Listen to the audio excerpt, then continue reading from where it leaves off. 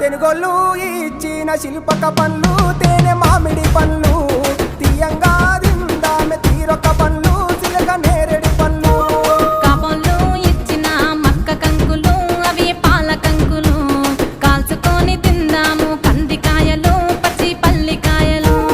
గుజారి గుజారి మామిళ్ళ కిందో నల్ల మామిళ్ళ కింద కుసుమరోళ్ళేసిన కుందన బొమ్మ అది కుందన బొమ్మ